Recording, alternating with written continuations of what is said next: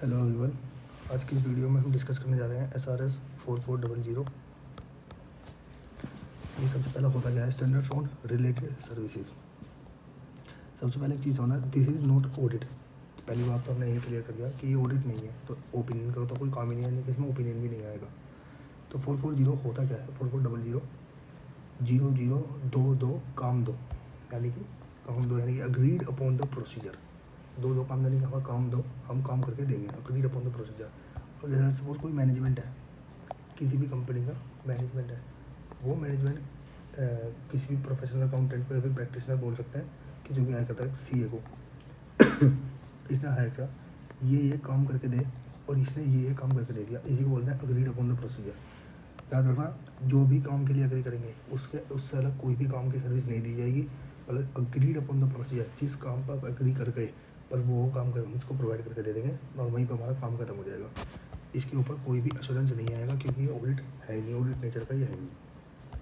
तो इसका ऑब्जेक्टिव क्या है, ऑब्जेक्टिव ये था इसका, objective of agreed upon procedure engagement sorry is to carry out करना कौन से प्रोसीजर को, जो कि है ऑडिट नेचर के, पर ऑडिट नहीं है। यानी कि ऑडिट नेचर के हैं हम मान रहे हैं, पर ऑडिट तो नहीं है। Which have been agreed with the entity और any appropriate third party to report. बस इसको मार्क कर लेना, आपको क्या करना है, रिपोर्ट बना कर देनी है ऑन द फैक्चुअल फाइंडिंग्स। अब ये फैक्चुअल फाइंडिंग क्या होता है, देखो एक होती है हमने फाइंडिंग बता दी, इसमें कुछ तो भी गड़बड़ है, मतलब किसी भी चीज़ को हमने चेक करी, हमने बताया इसमें भाई कुछ तो गड़बड़ है। अब कोई हमसे क्वेश्चनिंग कर सकता है कि क्यों गड़बड़ है, तो उसको बोलते हैं किसी की फैक्ट के बेसिस पर बोलना। मतलब ऐसे ही नहीं कुछ भी बोल देना, हम बोलते हैं फैक्चुअल फाइंडिंग्स की, जो जो हमें मिला, यानी कि जो हमने प्रोसीजर परफॉर्म करा उसके हिसाब से उसके बाद में जो हमें मिला उसके लिए रिपोर्ट करना। तो report on the factual finding, जो भी हमें मिला है, और ऐसे ही नहीं मिला है, हमने कुछ प्रोसीजर लगाए होंगे, उसके बाद हमें कुछ फैक्ट्स मिले होंगे, उसको बोलते हैं फैक्चुअल फाइंडिंग मतलब फैक्ट के बेसिस पे कुछ फाइंड करना। तो ये तो हुआ था, देखो एक कोई भी ऐसा प्रोसीजर जो कि क्या हुआ है, अग्रीड हुआ है, किसके बीच में, एंटिटी के बीच में, यानी कि जो ऑडिटर ऑडिट नेचर का है पहली बात तो, एंटिटी के बीच में है, किसी भी थर्ड पार्टी के साथ में हमने एग्री किया है। हमने क्या करेंगे उसमें, हम रिपोर्ट देंगे किसके ऊपर, to the on the factual findings. जो फैक्चुअल फाइंडिंग्स होती है हमारी, उसके ऊपर हम इसको रिपोर्ट बना कर दे देंगे, जो भी काम के लिए हमने अग्री किया होगा किसी भी एंटिटी के साथ में या फिर किसी थर्ड पार्टी के साथ में। ठीक है जी। अब आते हैं हेयर ऑडिटर। यहाँ पे ऑडिटर क्या करेगा, सिंपली प्रोवाइड रिपोर्ट किसके ऊपर, ऑफ फैक्चुअल फाइंडिंग्स के ऊपर, and does not give any assurance, यानी कि कोई भी एश्योरेंस नहीं देगा। तो does not give any assurance, instead यहाँ पे क्या बोलता है, हम आप हमसे बोलोगे कि एश्योरेंस दे दें, तो हम बोलेंगे एश्योरेंस देंगे नहीं। इंस्टेड ऑफ दिस, जो ये एश्योरेंस देता है, मतलब जो फैक्चुअल फाइंडिंग्स के ऊपर रिपोर्ट देता है, ये क्या बोलता है, हमको आपसे ही एक्सपेक्टेशन है, यानी कि जो भी इसके यूजर्स होंगे हम उसको ही उससे एक्सपेक्टेशन लगाते हैं कि आप खुद इसको इंटरप्रेट कीजिए और अपने ओन डिसीजन कंक्लूड कर लीजिए। वही लिखा हुआ है, देखिए auditor simply provide factual findings पर रिपोर्ट देता है, कोई ओपिनियन नहीं, एश्योरेंस नहीं देता। Instead in this case users are expected to assess करो, मतलब रिपोर्ट को, and finding themselves their own conclusion draw कर लो। मतलब मैंने ये भाई, हम तो सीधी सी सिंपली एक रिपोर्ट बना कर दे देंगे, इस रिपोर्ट को बेसिस पर हम आपको रिपोर्ट बता रहे हैं, आप अपने ओन कंक्लूजन जो है ड्रॉन कर लीजिए, हमसे मत बोलें, क्योंकि हम तो बस क्या देंगे, रिपोर्ट बना कर दे देंगे। अब इसमें ऑडिट में एंड अग्रीड अपॉन प्रोसीजर, इसमें अंतर क्या है, वर्सेस। तो सीधी सी बात है, ऑडिटर में ओपिनियन देते हैं ऑडिट में, इसमें हम क्या करते हैं, एक रिपोर्ट देते हैं किसके ऊपर, फैक्चुअल फाइंडिंग्स के ऊपर। ये कीवर्ड है इसका, यानी कि रिपोर्ट देना ऑफ द फैक्चुअल फाइंडिंग्स, ये लिखना मतलब कोट करना बहुत ज़रूरी है कि हम फैक्चुअल फाइंडिंग्स को रिपोर्ट देते हैं जब भी अगर जैसे SRS आ गया एग्जाम के अंदर। तो इसका कीवर्ड क्या है, रिपोर्ट करते हैं हम किसके ऊपर, फैक्चुअल फाइंडिंग्स के ऊपर बना कर दे देते हैं, किसकी, ऑफ अग्रीड अपॉन प्रोसीजर, हमने प्रोसीजर अग्रीड करा होगा। No assurance is given to the users, यानी कि यूजर्स को अपना ओन कंक्लूजन ड्रॉ करना है, ये वाली बात भी याद रखना। फिर अब ये जनरल प्रोसीजर। जनरल प्रोसीजर क्या होता है, देखो जैसे कोई सिचुएशन है, कोई भी सिचुएशन है, इस सिचुएशन के रिगार्डिंग में ये होती है, यानी कि हमें कुछ ऐसा कुछ अलग सा प्रोसीजर लगाना पड़ सकता है। कब लगाना पड़ सकता है, जब भी कोई ऐसी सिचुएशन आ जाए, यानी कि जो ऐसे बोलते हैं ना, जैसे हम कोई ट्रांजेक्शन होती है उसको भी बोलते हैं अनयूजुअल, जो नॉन रिकरिंग नेचर की होती है, जो यूजुअली नहीं होती, तो अनयूजुअल, तो उसके लिए ना जैसे स्पेसिफिक सिचुएशन आ गई तो उसके लिए कुछ प्रोसीजर होते हैं, जब हम लगाते हैं उसको बोलते हैं स्पेसिफिक प्रोसीजर, यानी कि जब वो सिचुएशन आएगी जब भी हम स्पेसिफिक प्रोसीजर जब भी लगाएंगे।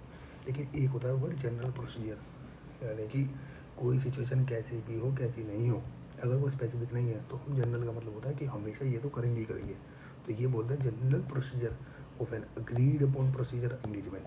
जब आप अग्रीड अपॉन प्रोसीजर में जाओ तो जनरल प्रोसीजर लिख के दे रखा है, यानी कि ये तो लगना ही चाहिए।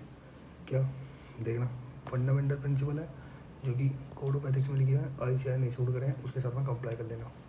हाउएवर इंडिपेंडेंस, इन्होंने बोला कि स्पेसिफिक इंडिपेंडेंस इसकी स्पेसिफिक रिक्वायरमेंट नहीं है, पर एक चीज़ सोचो, अगर ऑडिटर इंडिपेंडेंट नहीं है, auditor is not independent, then the report also get affected. भाई रिपोर्ट तो अफेक्ट होगी ना अगर वो इंडिपेंडेंट नहीं है, so it's better not to accept the engagement. मतलब कहीं पर लिखी हुई नहीं है कि मेरी साइड से बात है, मेरी साइड से एक बात, जनरल बात। भाई अगर वो हमने बोला कि कंप्लाई कर लेना, फंडामेंटल प्रिंसिपल जो भी दे रखे हैं, कोड ऑफ एथिक्स में दे रखे हैं, ICAI नहीं शुरू करता है। फिर मैंने बोला इंडिपेंडेंट इसकी स्पेसिफिक EMGQ में घूम सकता है, इन स्पेसिफिक रिक्वायरमेंट है क्या, तो नहीं है स्पेसिफिक रिक्वायरमेंट, इन्होंने बोल रखा है कि स्पेसिफिक रिक्वायरमेंट नहीं है इंडिपेंडेंस।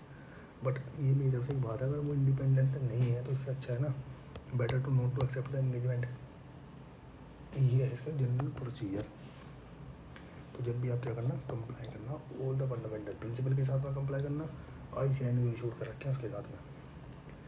फिर आता है ये अग्रीड अपॉन द प्रोसीजर, यानी कि सॉरी अग्रीइंग द टर्म्स।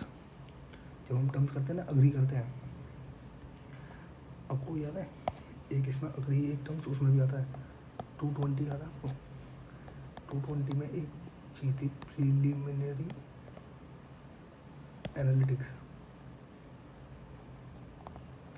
तो उसमें से 220 क्या बोलता था, ये बोलता था आते ही मेरे साथ कंप्लाई कर लेना, मैं दो चीज़ें बता रहा हूँ क्या, एथिकल रिक्वायरमेंट और इंडिपेंडेंस, इसके साथ में कंप्लाई कर लेना, और एक ऐसे 220 के साथ में कंप्लाई कर लेना, दैट इज़ प्री कंडीशन। वो उसकी रिक्वायरमेंट थी ये, क्योंकि अग्रीड अपॉन प्रोसीजर SRS है ही स्पेसिफिक, तो यहाँ पे जो भी अग्रीइंग द टर्म्स होंगे ये भी थोड़े से अलग हो जाएंगे, तो इससे उसके साथ मिक्स मत कर देना, इसलिए वो बताया पहले। प्रीलिमिनरी एनालिटिक्स जो होता है ना वो अलग था, ये अलग है, मतलब उसके साथ में मिक्सअप मत करना, पर है एक जैसी। क्या है देखो एक एक करके, जब भी आप अग्री कर रहे हो terms of agreed upon procedure engagement, following matter should be consider. इस कंसिडर का मतलब हमेशा याद रखना, ये बात होता है ध्यान में रखना, मतलब जब भी आप अग्री कर रहे हो तो ये बातें कुछ ऐसी है, इनको बातें को ध्यान में रखना। क्या भाई, नेचर क्या रहेगा, including the fact that it is not an audit, कि ये ऑडिट नहीं है, इस फैक्ट को बता देना, नेचर देख लेना, ये फैक्ट बता देना कि ऑडिट नहीं है, ना ही रिव्यू है, रिव्यू भी नहीं है, therefore no assurance will be provided. फिर उसका पर्पस क्या है, आपको पता है पर्पस कैसे पता लगता है, अगर किसी भी चीज़ के, कहीं पर आपने पढ़ा भी होगा, इंटेंडेड यूजर्स, अगर हम किसी के इंटेंडेड यूजर्स पता कर लें तो हमेशा उससे पर्पस का पता लग जाता है, लेकिन इन्होंने यहाँ पर सीधा सीधा लिख के दे दिया कि पर्पस क्या है, उसका पर्पस पता कर लो। फिर identify the area, area identify करो of financial information on which, यानी कि जिसके ऊपर हम क्या करेंगे, on which agreed upon procedure will applied. Applied भी पता होना चाहिए ना कि किसके ऊपर लगाएंगे, तो इन्फॉर्मेशन कौन सी होनी चाहिए, फाइनेंशियल इन्फॉर्मेशन। अगर कोई भी आपने स्पेसिफिक प्रोसीजर लगाना है तो उसका nature time extent specific procedure to be applied, और याद रखना जी लिमिटेशन डिस्ट्रीब्यूशन जरूर लिखना, ये बहुत इंपॉर्टेंट पॉइंट है। लिमिटेशन डिस्ट्रीब्यूशन मतलब आप अपनी रिपोर्ट में ही बता देना कि भाई ये जो मैं रिपोर्ट दे रहा हूँ ना फैक्चुअल फाइनेंस के ऊपर, इसकी लिमिटेशन यानी कि किन किन लोगों के लिए एप्लीकेबल है। ऐसा नहीं कि आप कुछ भी आ रहा है, बैंक से लोन लेना है आपने घुमा दी, आपको प्रोस्पेक्टम लाना है, परफॉर्मा छोड़ो आपने ये लगा चिपका दिया, इसको हर जगह में यूज़ मत करना।